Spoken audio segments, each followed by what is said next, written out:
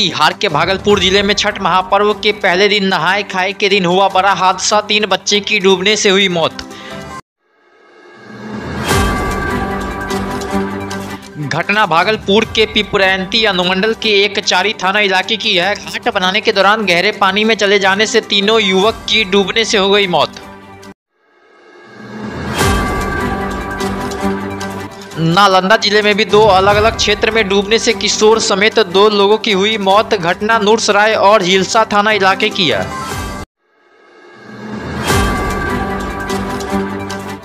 ग्रामीण के साथ छठ घाट की सफाई कर रहे किशोर की स्नान के दौरान तालाब में डूबने से हो गई मौत। पहला घटना नूरसराय थाना क्षेत्र के चंदासी गांव की है।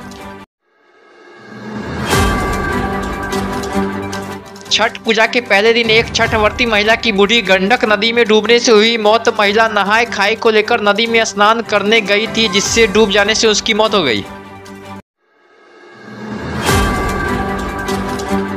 पटना में स्थित राबड़ी देवी के आवास पर इस बार नहीं मनाया जाएगा लोक आस्था का महापर्व छठ पूजा। बताया जा रहा है कि स्वास्थ्य के कारणों की वजह से लिया गया यह फैसला।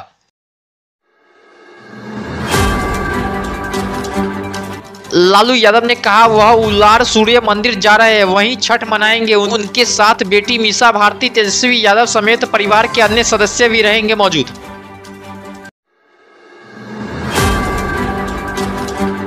भागलपुर में प्रतिमा विसर्जन के दौरान धार्मिक स्थल के बाहरी दीवार पर विशेष रंग का झंडा फहराकर माहौल गड़बड़ करने की आरोप में पुलिस ने शिवम कुमार को किया गिरफ्तार।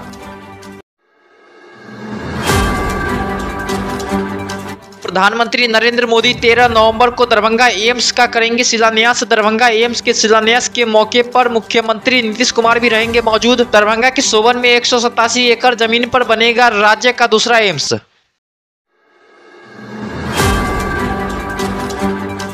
बेलागंज उपचुनाव पर जनसुराज पार्टी के संस्थापक प्रशांत किशोर ने कर दिया बड़ा दावा। कहा लालू और तेजस्वी यादव की पार्टी इस बार तीसरे नंबर पर खिसकने वाली है।